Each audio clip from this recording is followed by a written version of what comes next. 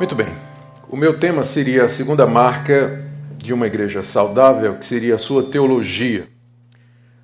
Por teologia bíblica, nós entendemos aquela que é fiel à mensagem da Bíblia, que se baseia na Bíblia, que se apoia nela e que dela tira os referenciais, a argumentação e a sua sustentação.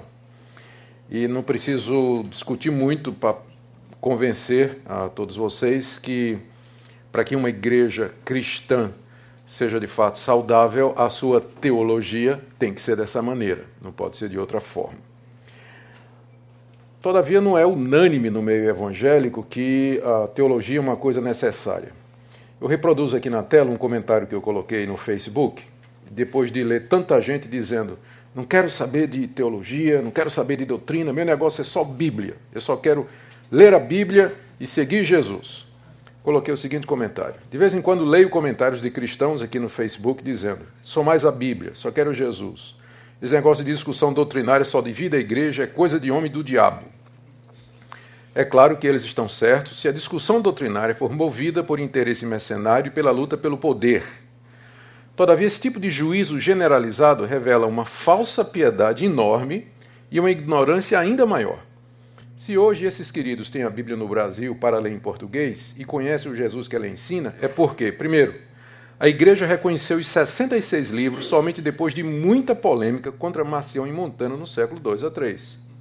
Segundo, os reformadores quebraram o pau na Idade Média para dizer que a Bíblia é a revelação final de Deus e, com isso, conseguir que ela voltasse para as mãos do povo. Terceiro, comitês de tradução brigam e disputam teologia para saber qual a melhor tradução do grego e hebraico para o português. Quarto, teólogos e mestres crentes lutaram e brigaram contra os liberais para que as igrejas ficassem com o evangelho puro. Portanto, acho que esses irmãos estão simplesmente cuspindo no prato que comem todo dia. Na hora que você diz, eu só quero a Bíblia e não quero doutrina, você está revelando uma ignorância muito grande. Porque para que você tivesse hoje a liberdade e o direito de ter uma Bíblia em português na sua mão, foi necessário que tivesse pessoas que não pensassem como você pensa. Ou seja, que doutrina é uma coisa secundária. Senão você não teria sua Bíblia em português. Hoje. Muito bem. A importância da Bíblia, então, para a teologia é muito grande. Nós precisamos discutir isso. Eu vou citar apenas partes de duas das confissões reformadas mais importantes e que caracterizam toda a tradição que vem do século XVI. Primeira Confissão de Fé de Westminster, no capítulo 1, primeiro parágrafo. Ainda que a luz da natureza e as obras da criação e da providência de tal modo manifestem a bondade, a sabedoria e o poder de Deus, que os homens ficam inexcusáveis, contudo, não são suficientes para dar aquele conhecimento de Deus e de sua vontade necessário para a salvação. Por isso foi o Senhor servido em tempos diferentes e diferentes modos, revelar-se e declarar à sua igreja aquela sua vontade. E depois, para melhor preservação e propagação da verdade, para o mais seguro estabelecimento e conforto da igreja, contra a corrupção da carne, malícia de Satanás e do mundo, foi igualmente servido fazer escrever toda. Isso torna indispensável a Escritura Sagrada, tendo cessado aqueles antigos modos de revelar Deus, a sua vontade ao seu povo. A Confissão de Fé de Westminster é interessante em muitos aspectos, mas tem um que a distancia dos outros. Se você fosse escrever uma confissão de fé, é provável que você, na hora de escolher a sequência e o primeiro capítulo, você ia começar com Deus ou com Jesus. Só que a confissão de fé começa com a Bíblia. Por quê? Porque você só pode conhecer Deus e só pode conhecer Jesus através da Escritura. Por isso que ela começa, o seu primeiro capítulo é sobre a Escritura e como é que ela deve ser interpretada.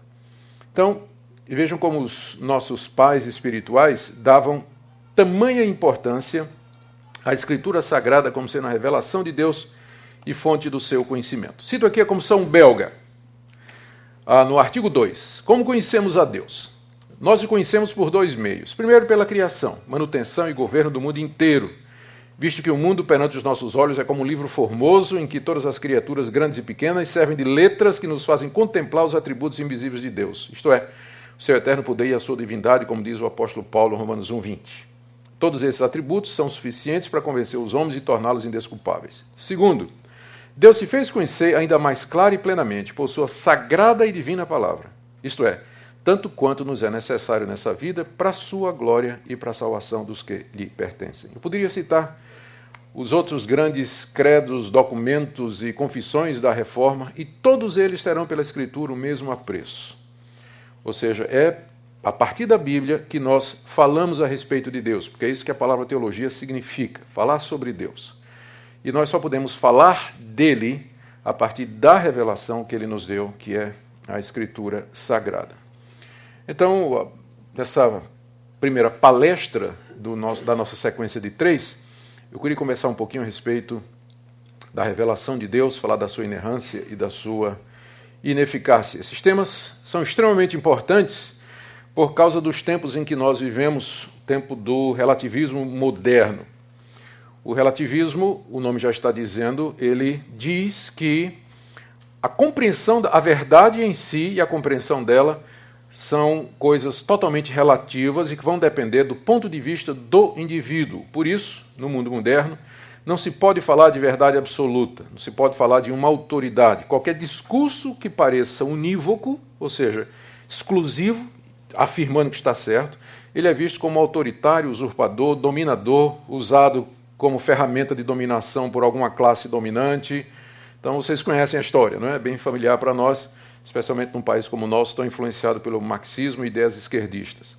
Então o relativismo moderno permeia a nossa cultura. Exemplo aqui, uma declaração do ex-ministro do STF, Eros Grau, numa determinada circunstância, deu na mídia inclusive um caso aí, ele disse que há muitas moralidades. Se cada um pretender afirmar a sua, é bom sairmos por aí, cada qual com seu porrete. Então isso é a declaração do ministro do Supremo Tribunal, né? Ou seja, ele está dizendo a verdade, especialmente em casos de moralidade, é relativa. Cada um tem a sua moral. Se a gente for afirmar a nossa moral contra a moral dos outros, então é bom a gente já ir pronto para a briga, porque ninguém vai concordar. É isso que ele está dizendo aqui. A tentativa de resposta dada pelo Ofir Cavalcante, presidente da OAB, então, não foi lá muito boa, não. Ele disse assim: ao contrário do que alega o ex-ministro, a moralidade não é de cada um. Há uma moralidade média da população que determina que a ética deve reger a política. Mas o que é essa moralidade média da população? Não é? Será que então a ética vai ser definido por uma pesquisa de opinião? O que é que o povo pensa sobre aborto, sobre sexo antes do casamento, sobre adultério, sobre o jeitinho brasileiro? Vocês veem que hoje a sociedade se debate em torno ou por causa desse relativismo, a falta de um referencial seguro, a falta de uma fonte ou de um posicionamento, de um norte, para que a sociedade, inclusive, tome as suas grandes decisões. E é claro, isso também chega na igreja, não é? Isso aqui chega na igreja. Esse relativismo acaba impactando as nossas comunidades, os crentes, a maneira como nós nos comportamos, inclusive como cristãos.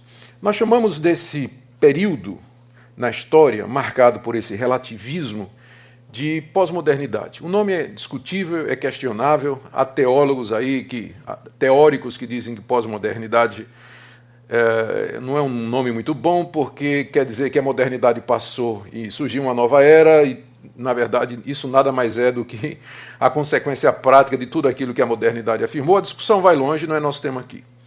Como se usa o termo para definir a época em que nós vivemos, estamos usando como termo padrão aqui. Tem 3 marcas.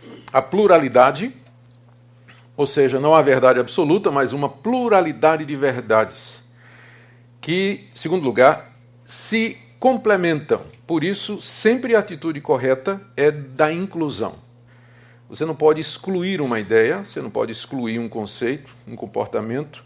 Você tem que incluir todos, já que nenhum é melhor do que o outro, porque não tem certo nem tem errado. Então as verdades têm que conviver lado a lado. O discurso de um é igual ao discurso do outro. Todos têm direito a vez e voz.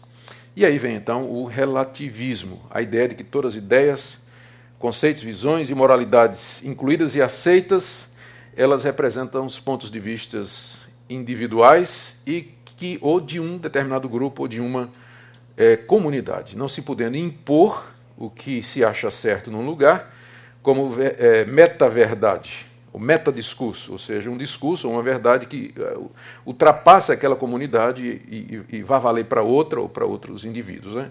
É claro que isso não funciona na prática. Eu gosto de conversar com relativistas, né? Tem alguns relativistas lá na universidade onde eu trabalho que são radicais nesse ponto do relativismo. E eu já disse a ele uma vez que eu estava com vontade de conversar com o financeiro, que quando chegar no fim do mês, ele vai receber metade do salário. Aí quando ele chegar para discutir, ele vai dizer, não, qual é o problema? Disse, não, é metade do salário. Não, isso é um ponto de vista seu. Do nosso, nós pagamos exatamente o que você merece. Não, mas o acordo foi esse. Não, o acordo quem está interpretando é você. Nós estamos interpretando que é 50%. Então, aí eu quero ver até onde vai o relativismo dele, né?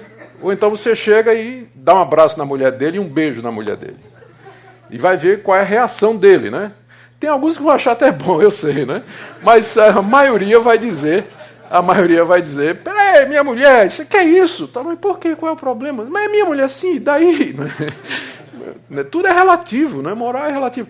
Então, na verdade, essas pessoas elas não conseguem conviver na prática com o relativismo, não é? Há uma esquizofrenia, há uma incoerência. Você vê essa grita toda aí, vamos salvar as baleias, vamos salvar a Mata Amazônica. Por quê? Porque as baleias não tem fundamento, porque tudo é relativo. Prevalece a ideia de que a raça mais esperta, mais forte, ela tem que sobreviver e as mais fracas vão perecer, não é? Porque uma vez que você não tem referencial, sobra o pragmatismo. O pragmatismo. Então, a nossa sociedade é bem esquizofrênica. E como eu disse, isso acaba impactando na igreja. O maior impacto dessa pós-modernidade na igreja foi o surgimento de conceitos a respeito da Bíblia que a despiam do seu caráter absoluto, autoritativo e da sua inerrância e infalibilidade. Porque veja como é lógico, se teólogos, se pastores, mestres, eles começam a aceitar essa ideia de que a verdade, não existe verdade absoluta, ou que se existe, nossa compreensão dela é sempre relativa, então, como inferência, na hora que isso é aplicado no campo da teologia ou no campo eclesiástico, a Bíblia ela não pode mais ser tomada como referencial para aquilo que nós fazemos na igreja, porque a compreensão da Bíblia passa a ser relativa a cada pessoa e, portanto, cada interpretação é perfeitamente válida e nós temos que incluir todas as interpretações e não poderá haver quem decida qual a interpretação está certa ou errada. Estamos aqui resumindo de maneira muito simples o pensamento liberal a respeito disso. Liberalismo ou liberal é o nome que se dá a teólogos que pensam dessa natureza com relação à Bíblia. Seria que a Bíblia não pode ser identificada como palavra de Deus absoluta, infalível e inerrante para todas as épocas e povos. Vocês veem exemplos disso com muita clareza hoje, quando se toca, por exemplo, na questão da homossexualidade. Aquelas passagens bíblicas que tratam do assunto, elas são relativizadas, são ditas que elas expressam a cosmovisão, o entendimento ou o pensamento dos autores, tanto judeus, tanto do Antigo Testamento, em Israel, quanto os autores judeus e gregos do Novo Testamento. Eles refletem o que se pensava naquela época a respeito dessa questão. Hoje em dia a ciência já mostrou que é uma questão genética, e a sociologia já influenciou de tal maneira a sociedade que se torna já um comportamento aceitável. Nós não vamos poder pegar a moralidade de um livro de 4 mil anos de idade e querer impor numa sociedade moderna, não é? Então, é claro, e uma vez que você faz isso com esse assunto, você vai fazer com todos os demais assuntos, né? A questão da imoralidade, a questão da prostituição, a questão da desonestidade, enfim, a porta está aberta para que tudo isso aconteça. Mas o fato é que a relativização da Bíblia é uma realidade nos dias de hoje na sociedade moderna. E uma vez que ela é relativizada, a pergunta é se nós podemos ter uma teologia que seja bíblica, se a fonte que você usa como teologia ela não é confiável, ou pelo menos ela não é relevante para os dias de hoje. E a minha contenção é que só se pode falar de teologia bíblica se nós partirmos da visão e da perspectiva que a Bíblia é a palavra de Deus, inspirada, infalível, inerrante, atual, e traz a sua revelação absoluta e válida para todas as épocas e para todos os povos. Sem isso, vai ser muito difícil fazer teologia. O pessoal que não acredita na Bíblia dessa maneira, o que é que eles fazem? É que, ao fazer teologia, eles vão procurar colher também informações em outras fontes de autoridade, como as ciências naturais, as ciências sociais, e com elas tentar complementar ou construir algum sistema teológico e algum sistema doutrinário. Bom, então, esse é o impacto desse relativismo na igreja. O cristianismo, então, não é a única religião certa, todas as demais também são. Você vai encontrar teólogos, né, escrevendo teologias, afirmando isso, né, que o cristianismo é a melhor religião, mas não é a única certa. Você vai encontrar verdades salvadoras em todas as religiões, ou pelo menos em quase todas elas, mas a exclusividade do cristianismo não pode mais ser afirmado no mundo onde se sabe que a verdade é relativa, ela não é absoluta. Ou seja, Cristo não é o único caminho para Deus. Isso, então, pavimenta a avenida para o ecumenismo e o relacionamento interreligioso. Não há regras morais, ensinamentos teológicos que sejam absolutos e permanentes. Toda teologia ela é sempre condicionada à sua época. A teologia de ontem não serve para hoje. Como resultado prático, as confissões que foram feitas e elaboradas em séculos passados, elas não têm a menor relevância para nós hoje. A começar do credo apostólico, foi feito no século II, né? O que é que o entendimento de Deus de pessoas do século II tem a ver para nós hoje, né? Então se despreza a história, os grandes credos, as confissões, tudo que foi feito antes é jogado fora. A Bíblia passa a ser vista como um livro de religião, como qualquer outro, e ela não pode ser identificada realmente como palavra de Deus, absoluta, infalível, inerrante para todas as épocas e povos. Então, tem sido esse o impacto do relativismo na teologia e na igreja hoje. Vamos nos aprofundar mais um pouco aqui e ver como é que isso aconteceu. Bom, no Iluminismo, que veio depois da Reforma Protestante, foi mais ou menos na mesma época, um pouco depois, começaram a surgir ideias de que Deus e as coisas que Deus faz não podem ser provados cientificamente e nem fazem parte da história e do conhecimento humano, porque Deus, milagres e revelação são coisas que não podem ser provadas pelo método científico, que começava a ser usado como critério para se estabelecer a verdade. E aí então Deus começou a ser empurrado para fora do cenário da realidade humana. E então vieram ideias que diziam que o universo ele é como um relógio, ele é um sistema fechado, onde tudo se explica em termos de causa e efeito. Não há necessidade de trazer a figura de um Deus pessoal, invisível, que governa todas as coisas pela sua providência, que faz o mundo andar. Se Deus existe, ele não interfere na realidade. O mundo caminha naturalmente seguindo leis e métodos e princípios estabelecidos e não precisa da interferência de Deus absolutamente nenhuma. E aí, é claro, uma vez que se nega a possibilidade do sobrenatural ou a intervenção de Deus na história, ou até a ideia da existência de Deus, então nós temos que perguntar o que é a Bíblia. E aí vieram tentativas de resolver esse problema. Agora aparece a ciência como critério da verdade, de um lado, e do outro esse livro antigo, onde se baseia a nossa religião, a fé. Como conciliar as duas coisas? Então, teólogos como, por exemplo, Semler, Jacobus Semler, ele fez uma distinção entre a palavra de Deus e a Escritura. Ele disse o seguinte, que Deus falou, é verdade, e esse ato de Deus falar e se revelar, aquilo é que é infalível e inerrante. Mas o registro que o homem fez disso é falível. Então você não pode dizer que a Bíblia é a palavra de Deus. A Bíblia, a Escritura, é uma testemunha da revelação de Deus. A revelação é infalível, mas a Escritura é falível.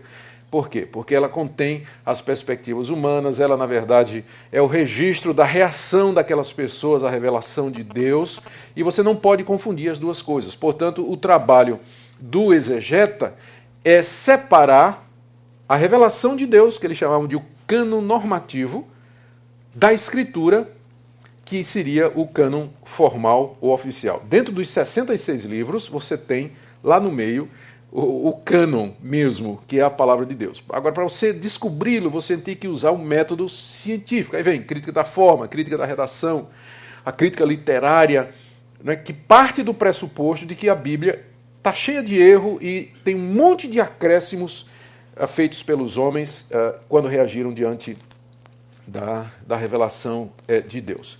A neo-ortodoxia, encabeçada por Karl Barth, ela não foi muito além disso, ela foi melhor do que os liberais, porque disse assim, porque os liberais, né, que separaram palavra de Deus e Escritura, eles passaram a considerar a Escritura como um livro cheio de erros e até sem muita utilidade para a igreja. E Barth disse, não, o grande milagre é exatamente esse, que Deus nos fala através desse livro falível, cheio de erros.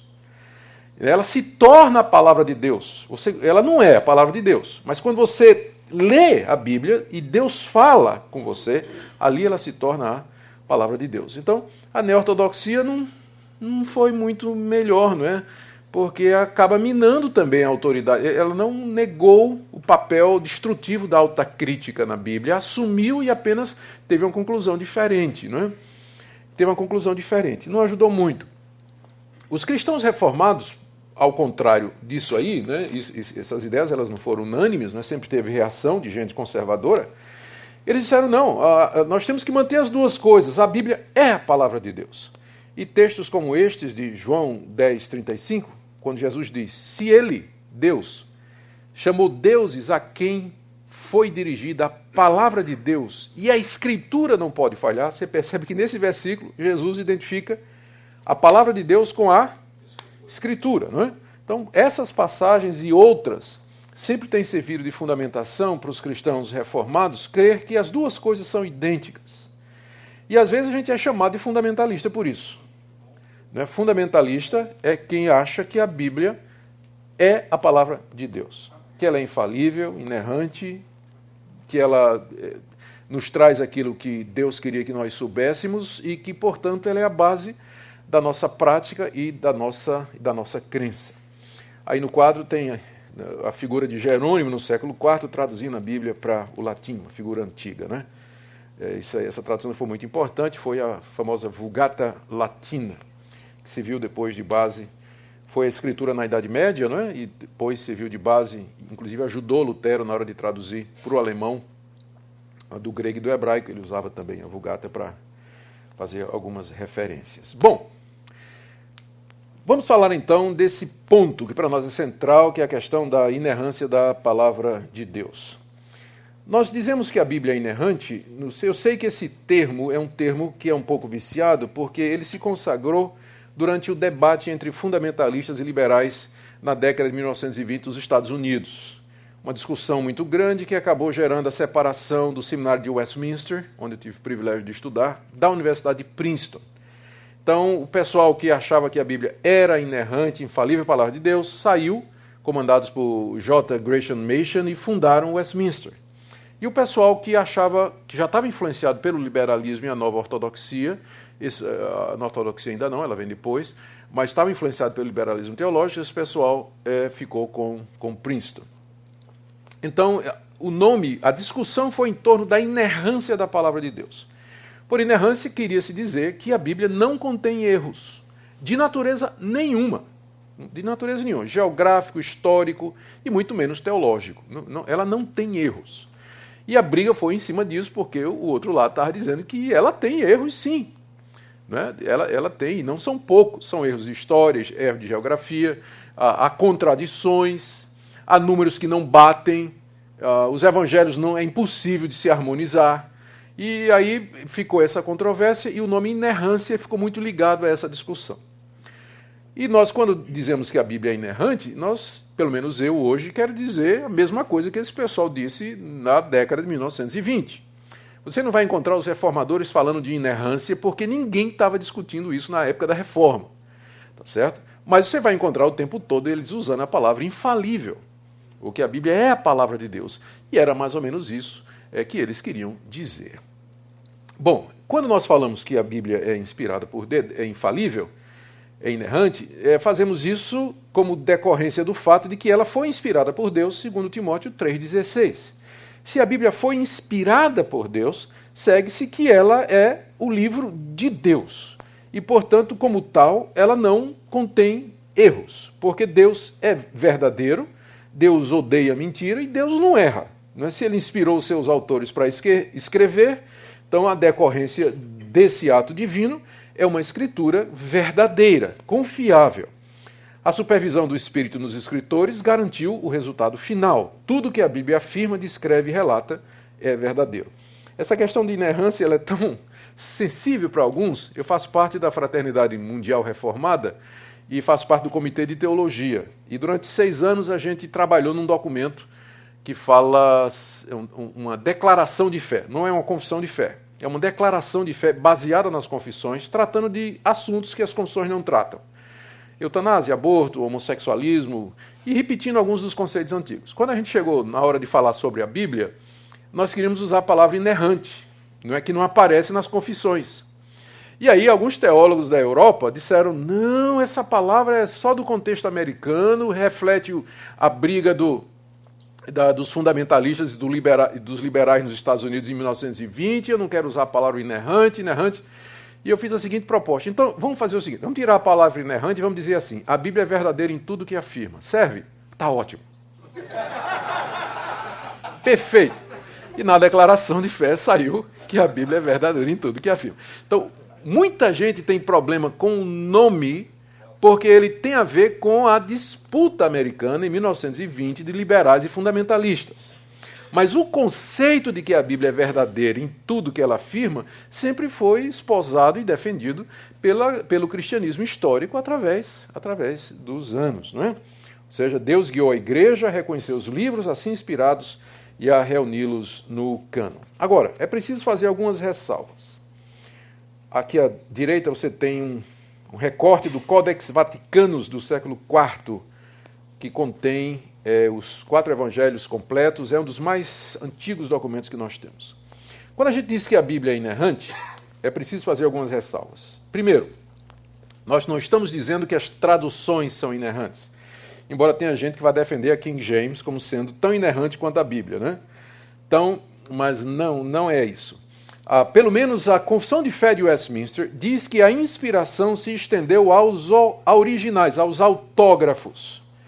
As interpretações, elas não são inerrantes, tá certo? E é fácil provar o meu ponto, não é? É só pegar 3 ou 4 traduções, colocá-las lado a lado, ler o mesmo versículo e vocês vão ver que há diferenças. Então, e às vezes tem uma ideia não pode se conciliar com a outra.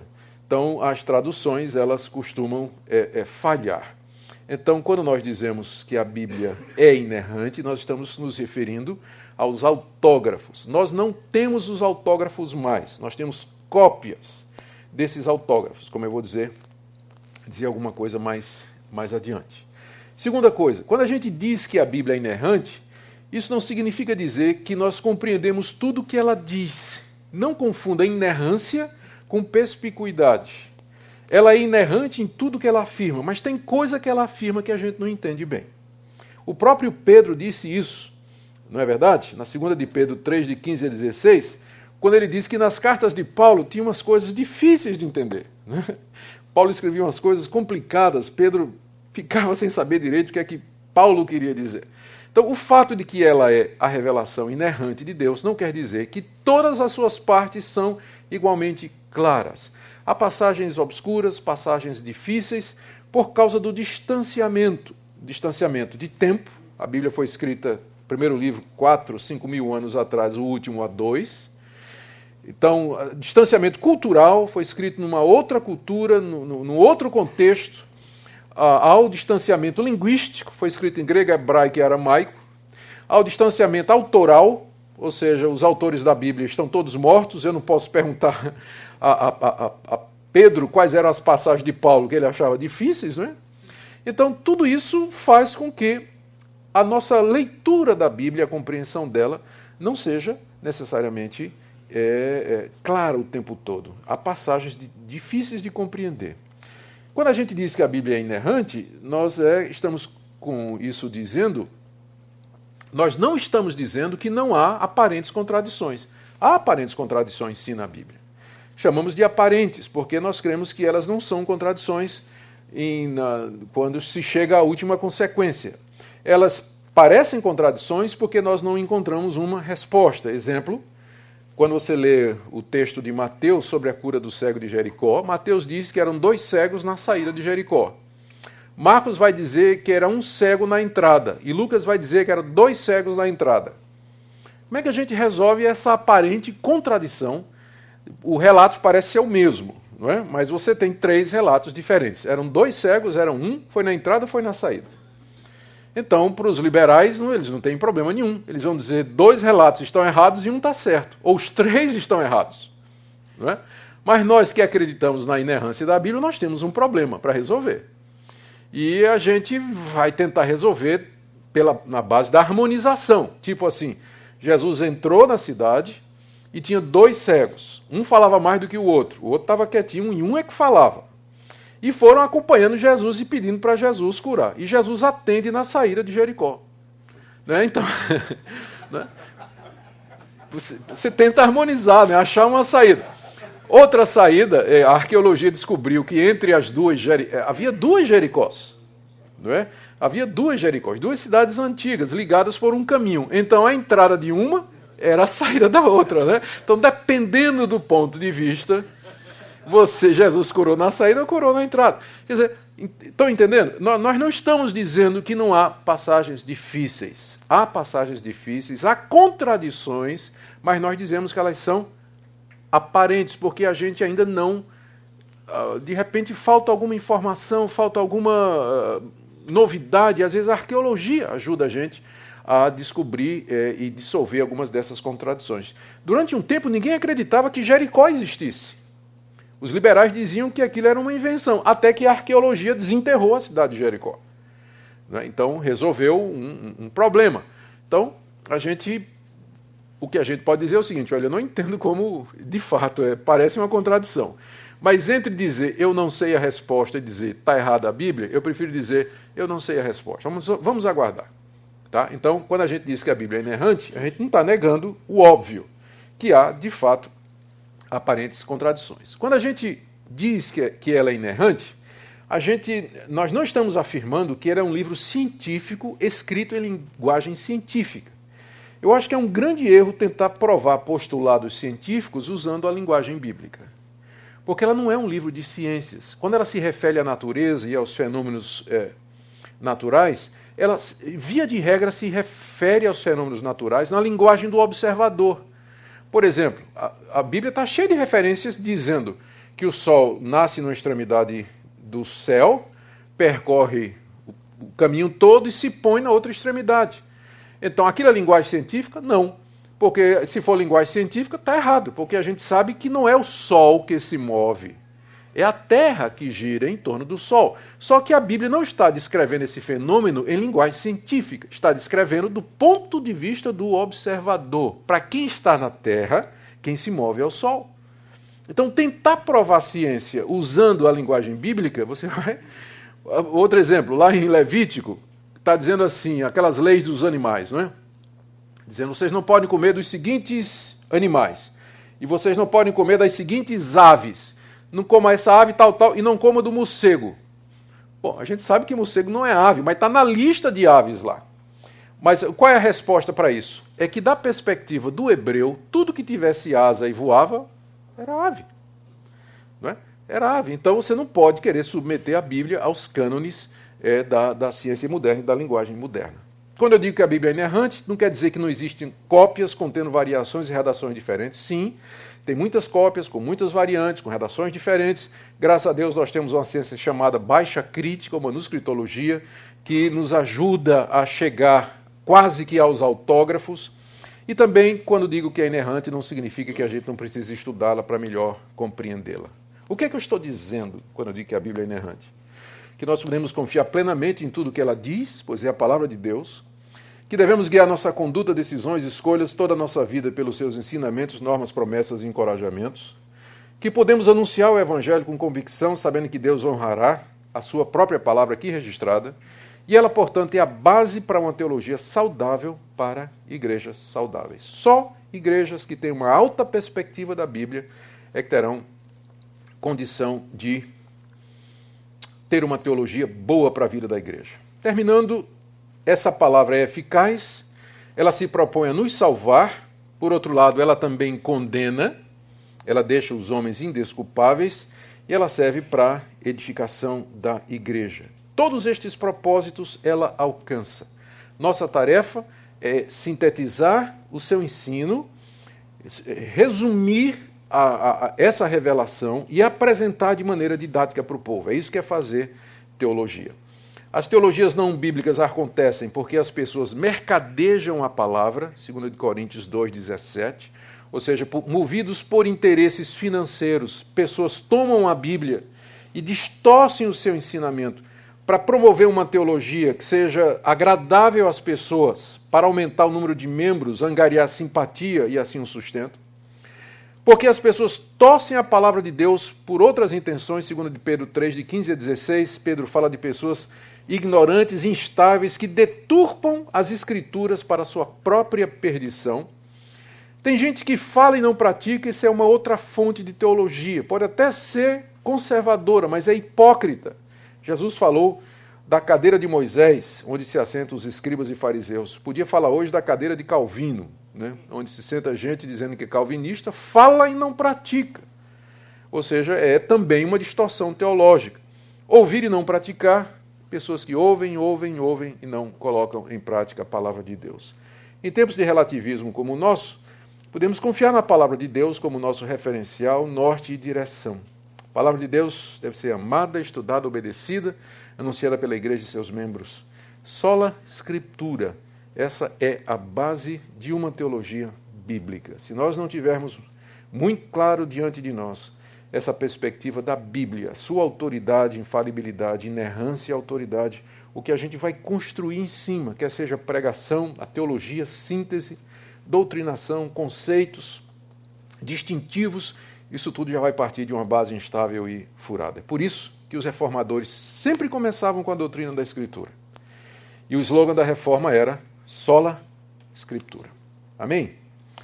Está aí algumas informações para vocês, para os que quiserem depois continuar essa conversa. Nós vamos dar oportunidade agora para algumas perguntas. Se alguém tem alguma dúvida, pode, por gentileza, só se manifestar. Eu creio que haverá um microfone aí disponível para aqueles que querem fazer alguma pergunta.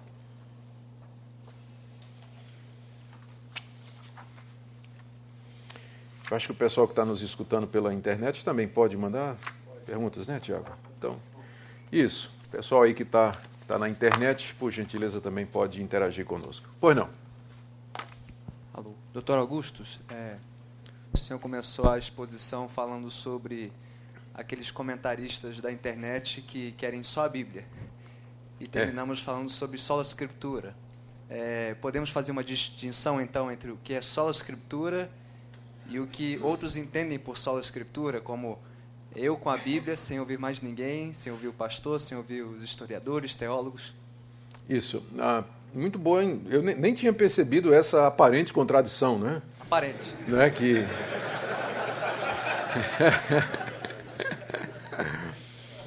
O pessoal que diz, eu até reproduzi aqui o comentário outra vez, no primeiro slide, né? O pessoal que diz que eles só querem a Bíblia, é um pessoal que entende que toda contribuição humana, ou seja, a contribuição dos antigos que vieram antes de nós, que leram a Bíblia, interpretaram, escreveram, tentaram fazer uma síntese do seu pensamento, que tudo aquilo só atrapalha o verdadeiro conhecimento da Bíblia. Só.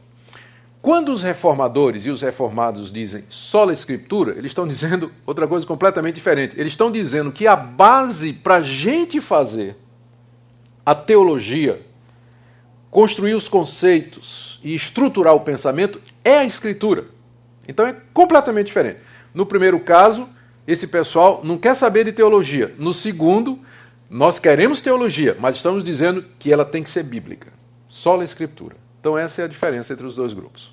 Se o primeiro grupo, que quer só a Bíblia, dissesse assim, eu vou só usar a minha Bíblia e como base para tentar construir um sistema teológico, orientar as minhas ideias e tudo mais, ainda seria melhor. É ruim porque ele vai desprezar a tradição, não vai querer ler outros autores, né? E eu acho que é uma arrogância, porque por que nós vamos desprezar o que é que o Espírito Santo revelou aos nossos amigos, né? Antepassados e colegas, né? Ou revelou no sentido de que iluminou e mostrou. Então esse pessoal peca por uma falsa piedade, para mim. Já esse outro, né, quando diz sola escritura, quer dizer, não, nós queremos julgar todas as teologias a partir da escritura, em cima da escritura construir a nossa teologia. Muito bom, muito perspicaz. Por favor, aqui.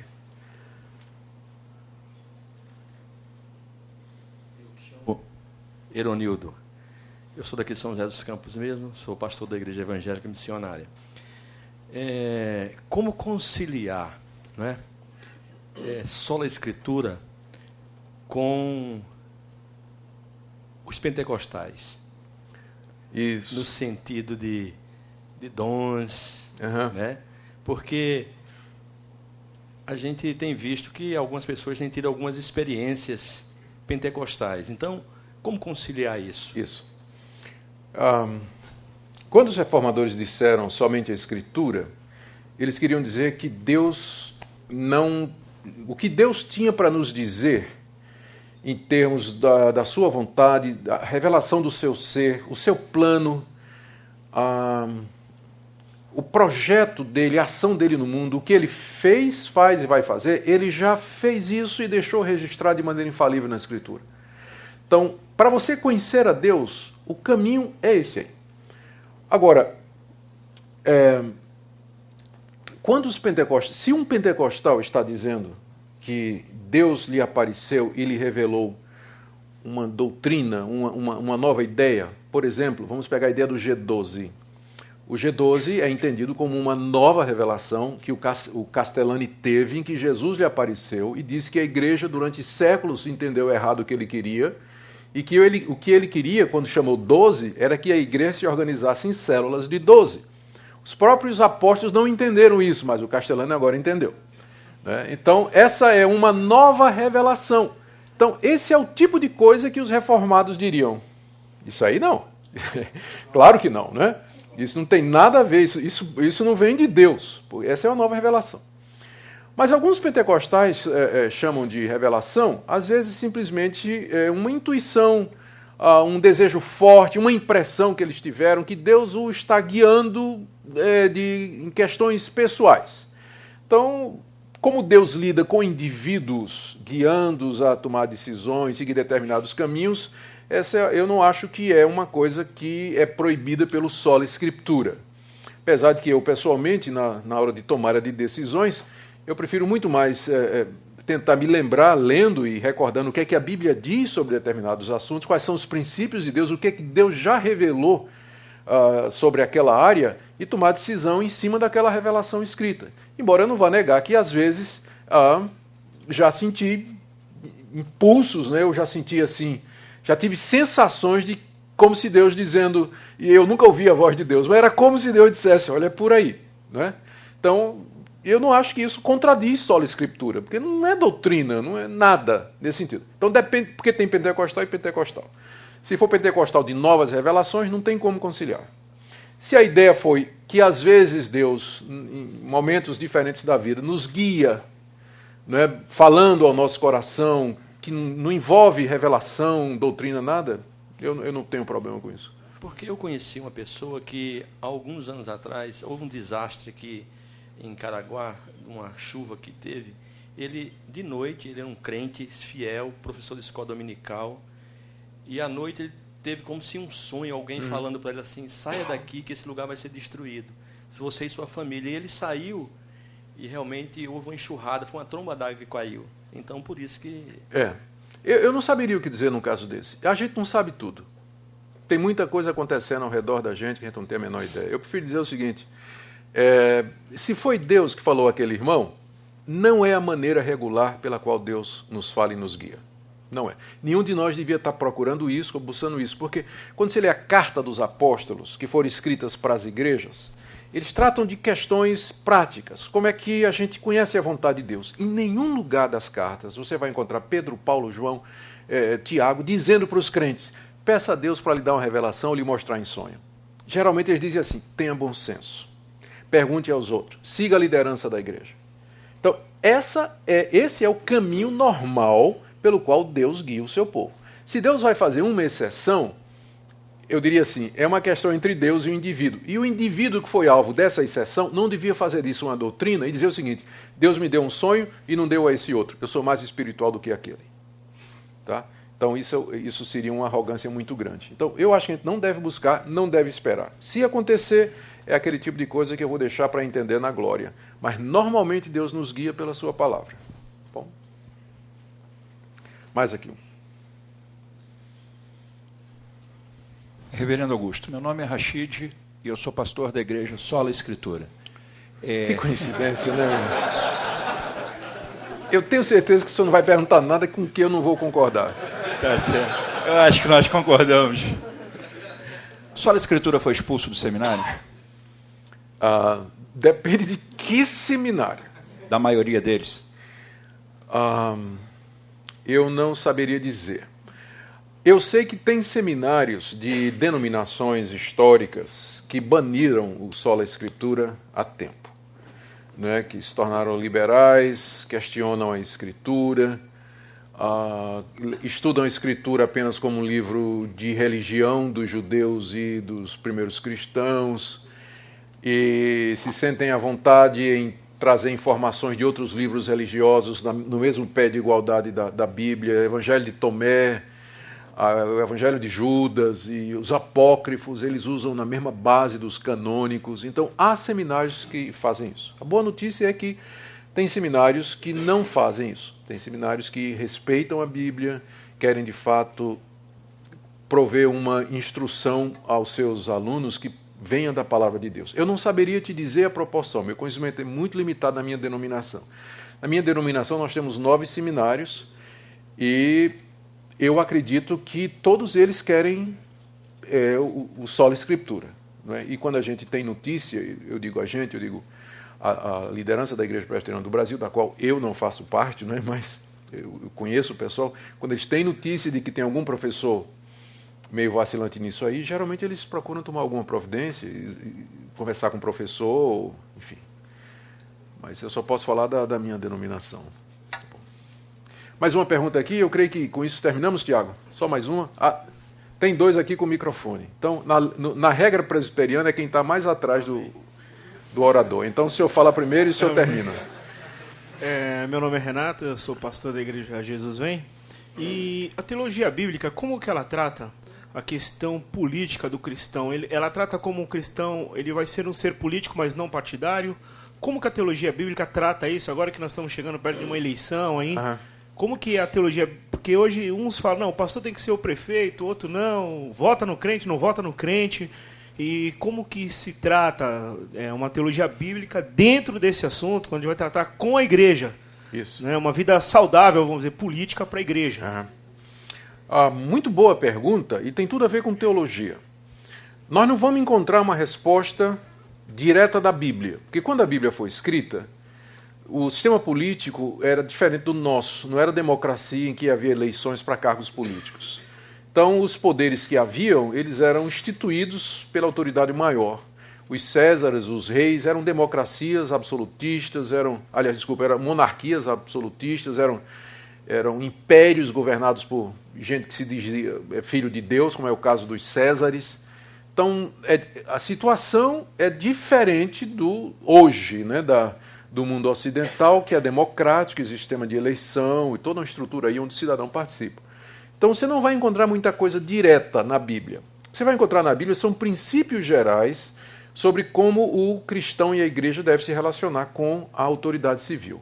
Então aí você vai encontrar textos que falam que temos que respeitar, orar, obedecer, pagar imposto. Mas, por outro lado, a Bíblia sempre está dizendo que a nossa consciência está presa a Deus e que se tiver um conflito entre o que a autoridade humana está dizendo e a autoridade de Deus, então nós devemos, mesmo a custo da nossa vida, obedecer a Deus antes que os homens. Então, há princípios. E aí nós temos que extrapolar, e aí isso é fazer teologia, né? Nós temos que construir uma teologia política para os dias de hoje. Como, a partir dessas informações da Bíblia, eu posso traçar um projeto ou uma ideia, um padrão e um modelo para mim hoje no Brasil democrático, as eleições às portas. Então é assim que funciona. E é claro, né, tem gente que vai fazer diferentes extrapolações e interpretações. Na terceira palestra de hoje, eu vou tentar dar uma ideia de como fazer teologia bíblica a partir das cartas de Paulo. E de repente lá fique melhor para você ter uma ideia disso aí. Bom, última pergunta aqui. Eu sou Gilberto, pastor da Cristã Evangélica de São José, Monte Castelo. Eu queria perguntar, podemos afirmar que as escrituras ela é suficiente para os problemas não orgânicos do homem? Me ilumine, o que é não orgânico? Não físico. A questão, por exemplo, problema mental, é isso?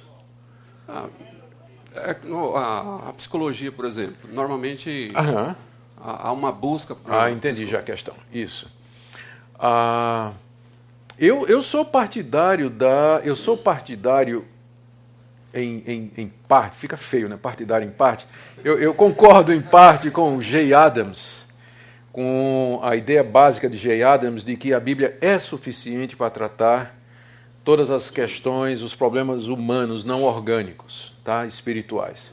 Neuroses, medos, fobias, porque ele vai identificar a raiz de tudo isso como sendo a nossa natureza pecaminosa. E aí ele vai entrar com os princípios bíblicos para confrontação, perdão, renovação, novo nascimento. Uma vez que estas coisas se resolvem, boa parte desses problemas vai embora. Mas eu acredito que há alguns problemas que são fruto não de um pecado específico, mas das disfunções da raça humana causada pela queda, e que, às vezes, um pouco de psicologia poderia ajudar. A psicologia é boa para detectar. Ela faz, dependendo do modelo psicológico, ela detecta onde está a raiz do problema. A dificuldade é quando ela vai dar uma solução. Tá? Porque, como ela não parte do pressuposto de que o homem é um ser espiritual decaído, está inimizado contra Deus, ela é minimalista. Ela não contempla esse outro lado. Então você pode usar como uma ferramenta de análise, de fazer um levantamento, um diagnóstico, e enquanto o modelo bate com os princípios bíblicos, utilizar alguma terapia, desde que seja conforme com a Bíblia, né? Então eu não teria dificuldade com isso. Também não tenho dificuldade em determinados, dependendo da doença, você utilizar remédio. Dependendo da doença, Deus dá sabedoria aos médicos para descobrir determinadas substâncias na natureza que nos ajudam no nosso estado de pecaminosidade. Eu não vejo nenhum problema. Um dia que você está triste, cansado, abatido e tudo mais, de repente você toma assim qual seria? Uma maracujina ou sei lá, alguma coisa para você dormir, né? Não toma um Red Bull, né? Não toma um Red Bull, mas uma coisinha, eu não vejo problema nisso, porque eu vejo a mão de Deus por detrás da inteligência do médico que descobriu que determinados estados eles são causados por disfunções e que às vezes uma substância que está na natureza, que o próprio Deus criou, ajuda você. Então eu não vejo problema. Agora, sempre a Bíblia, para mim, ela é fundamental no tratamento desses casos. Eu não creio que a gente deve entregar aos membros da nossa igreja que estão com problemas, mandar tudo para psicólogo.